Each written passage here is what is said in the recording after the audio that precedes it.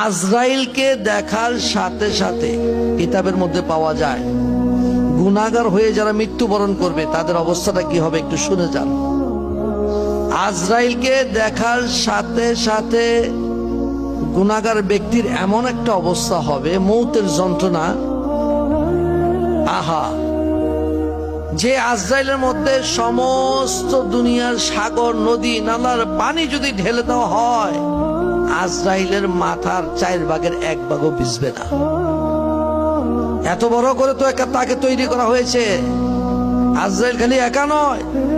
আপনি কি করতেছেন, কোন দিকে চলছেন, কিসের আশায় আপনি অগ্রসর হচ্ছেন, সব ফালাইয়া যাইতে হবে।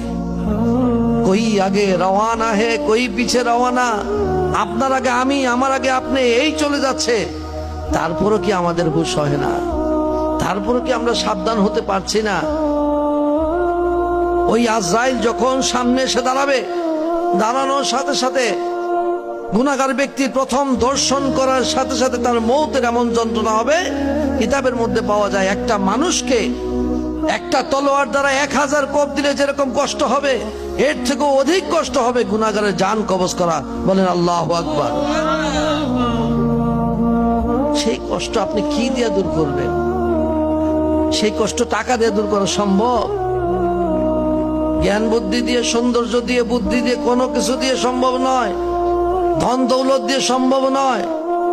একমাত্র আল্লাহর দরবারে যারা চোখের পানির কেমন মূল্য, ফালিয়াদহাকু কালিলাও ওয়ালিয়াবকু কাসীরা। বান্দা, কম করে হাসো, বেশি করে কাঁদো। চির হাসি যদি হাসতে চাও, এই দুনিয়া থেকে কেঁদে কেঁদে গুনাহ খাতাগুলো মাফ নিয়ে যাও। বলেন সুবহানাল্লাহ। ওই গুনাহ খাতা মাফ করানোর জন্য একমাত্র উপায় হলো চোখের পানি।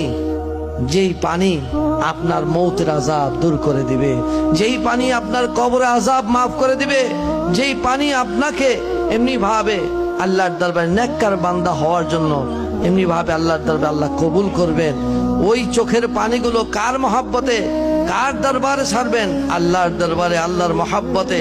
এমনি ভাবে গুনাহ মাফের আশায় যখন আপনি কাঁদতে পারবেন, আল্লাহ পাক ডাক দিয়ে বলবেন ফেরেশতাদেরকে, ফেরেশতারে দেখ আমার বান্দাগুলো ওই গ্রামের মধ্যে বসে, একটা বাড়ির সামনে উঠানে বসে এমনি ভাবে আমার কতগুলো বান্দা আমার আযাবকে তারা দেখে নাই, আমার দেওয়া কবরের আযাব তারা দেখে নাই, জাহান্নামের আগুন তারা দেখে নাই।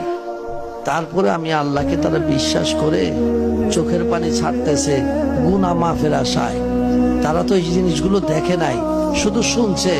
দেখ তারা কাঁদতেছে, ফেরেশতা তোরা সাক্ষী থাক, আমি আল্লাহ এদেরকে মাফ করে দিলাম। সুবহানাল্লাহ। ওই রহমানুর রহিম, পরম দয়ালু যিনি, তার দরবারে যদি আমরা এমনি ভাবে চোখের পানিগুলো ছেড়ে প্রতিদিন মাগরিবের নামাজের পরে অল্প সময়, 5 মিনিট, 10 মিনিট, 20 মিনিট, যতটুকু সময় পাই, যদি আল্লাহর রাস্তায় আমরা ব্যয় করতে পারি, হয়তো এই বসাটা আমার জন্য ফায়সালা, নাজাতের ফায়সালা হয়ে যাইতে পারে। সুবহানাল্লাহ। রাত্রে নিশীথে তাহাজ্জুদের নামাজ আদায় করে আল্লাহর দরবারে এমনি ভাবে কাঁদবেন, ফরিয়াদ করবেন, বেশি বেশি করে ক্ষমা চাইবেন। আল্লাহ কোন ওসিলা মাফ করে দিবে, কিভাবে দয়া করবে, কখনোই কল্পনা